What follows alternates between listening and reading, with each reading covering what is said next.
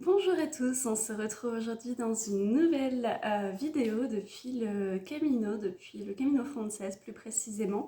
Si vous avez regardé ma dernière vidéo, je vous indiquais qu'il y aurait une pause de quelques semaines sur l'avancement du projet du chalet puisque je partais terminer le Camino Frances jusque Santiago puis Fisterra. Donc l'année dernière en fait je suis partie pendant un premier mois sur la voie du Puy. Donc j'ai réalisé 800 km sur 32 jours entre le Puy-en-Velay et Saint-Jean-Pied-de-Port et Roncevaux. La destination finale était Saint-Jean-Pied-de-Port, mais j'ai décidé de traverser les Pyrénées puisque c'est l'une des plus belles étapes du chemin, et après 32 jours mon corps était euh, plus endurant que le jour où je recommencerai le chemin.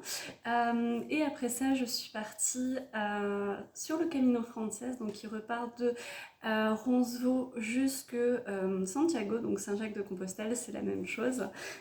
Et malheureusement, je me suis blessé le pied, j'ai fait une fracture de fatigue au niveau du pied à Léon, après à peu près 400 km ou 500, je ne sais plus. Donc voilà, je me retrouve aujourd'hui sur le chemin pour faire Léon, Santiago, puis Mixia, puis Fisterra jusqu'à peu près la fin du mois d'avril. J'ai à peu près 3 semaines devant moi pour réaliser ce périple. Donc j'ai décidé de vous faire une vidéo aujourd'hui car je profite d'être dans une albergue avec de l'électricité pour pouvoir vous faire cette vidéo car je suis en autonomie, c'est-à-dire que j'ai ma tente, mon réchaud, etc. pour pouvoir bivouaquer. Et malheureusement, l'électricité c'est quelque chose qui est difficile à emporter avec soi, donc il faut rationner la batterie du téléphone. Donc c'est pour ça que je profite de vous faire une vidéo après 4 jours sur le chemin. Puisque hier, après 3 nuits en bivouac, j'ai pris une chambre pour pouvoir me laver correctement, puisque se laver en bivouac, on est assez limité avec un gant de toilette, de l'eau et des lingettes, donc ça fait quand même du bien de prendre une bonne douche. Se laver les cheveux, recharger mon téléphone, laver mes vêtements. Donc hier c'était un petit peu la partie logistique, donc je vous propose dans cette vidéo de blablater de ces 4 premiers jours sur le chemin. Donc là, il est actuellement 6 h du matin. Nous sommes mardi 9 avril et je suis partie depuis Lille vendredi matin, et j'ai pris un Flixbus pour aller jusque Léon. Donc j'ai fait 21 heures de bus pour arriver samedi matin à Léon et démarrer le chemin. Donc Léon est en plein milieu de la fin de la Meseta.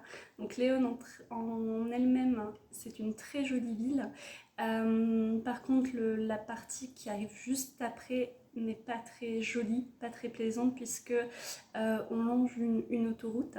Mon premier jour a été nuancé un petit peu par le chemin qui n'était pas extraordinaire, mais quel plaisir de retrouver l'ambiance du chemin, même si je n'ai pas croisé beaucoup de pèlerins ce jour-là et qu'il y a plu et que le paysage n'était pas le plus fantastique. Donc j'ai bivouaqué près de la rivière d'Obrero. Je suis désolée si je le prononce mal. Voilà, c'était chouette de retrouver cette première nuit en tente, en bivouac. J'ai très bien dormi. Voilà, et je suis repartie le lendemain jusque... je ne sais plus les villes, c'est pas grave. Est-ce que je regarde les villes? Oui, je vais regarder les villes. Donc, cette vidéo sera totalement sans coupage, sans montage. Donc, ça sera la réalité. Bon, non, j'ai pas mon livre, j'ai pas mon guide à côté de moi, donc c'est pas grave. Je suis allée un petit peu plus loin que Astorga. Je crois que c'est Ganos, quelque chose comme ça. Mais je suis passée par Astorga et sur le chemin, j'ai découvert un donativo. Donc le donativo, en fait, le principe, c'est que les personnes mettent à disposition du thé, du café, des choses à manger, et c'est en prix libre et en conscience. Donativo ne veut pas dire gratuit puisqu'il y a des frais derrière ça, mais le principe c'est voilà, c'est tu donnes le juste prix qui te semble correct, et c'était vraiment un endroit très magnifique et en plus il venait de pleuvoir à verse pendant au moins je pense 2 heures et le terrain montait et là en haut de la côte tu trouves cet endroit qui est au sec avec du thé chaud, c'était vraiment plaisant et là j'ai commencé à rencontrer des pèlerins donc un peu toute nationalité, c'est le principe du Camino Frances, c'est j'ai dû déjà rencontrer je pense 6 ou 7 nationalités en 4 jours. Et voilà, donc j'ai continué après, après cette petite pause, le chemin avec Stéphanie, une Française qui forcément les rencontres n'arrivent pas par hasard sur le chemin et nous apporte des questions, des réponses aussi. Et après ça, nous avons rejoint Martine. Martine qui est un... Je ne connais pas sa nationalité, mais c'est un homme de 79 ans et voilà, ils se connaissent avec Stéphanie, ils se sont retrouvés sur le chemin le même jour, alors qu'ils s'étaient rencontrés des années auparavant. La magie du chemin, encore une fois. Et puis après, j'ai continué la route avec un Allemand. Voilà, c'était très chouette, ce partage à 4, ce chemin à 4. Et puis après ça, j'ai décidé de continuer mon chemin jusqu'à peu près 19h. Et là, j'avais pas envie de monter la tente puisque ils annonçaient de la pluie. Donc mon objectif, c'était de trouver un endroit abrité, chose que j'ai trouvé, mais alors ça a été une nuit horrible puisque je n'ai pas fait attention, mais en fait c'était un genre d'abri de bus à côté d'une aire de jeu et effectivement j'étais parfaitement à l'abri, j'ai pas eu besoin de sortir la tente et tout, ce qui était génial, sauf que je n'ai pas fait attention qu'il y avait des lampadaires, donc j'ai eu la lumière toute la nuit, donc ça c'était la première chose. Bon, on s'adapte, hein, on cache les yeux et puis voilà. Et la deuxième chose, c'est qu'un chien s'est mis à aboyer à 3h, non 2h du matin jusqu'à à peu près 3h15, et à 3h15 j'en ai eu marre, j'ai remballé mon sac et je suis partie en plein milieu de la nuit et je suis arrivée après je pense 13 km à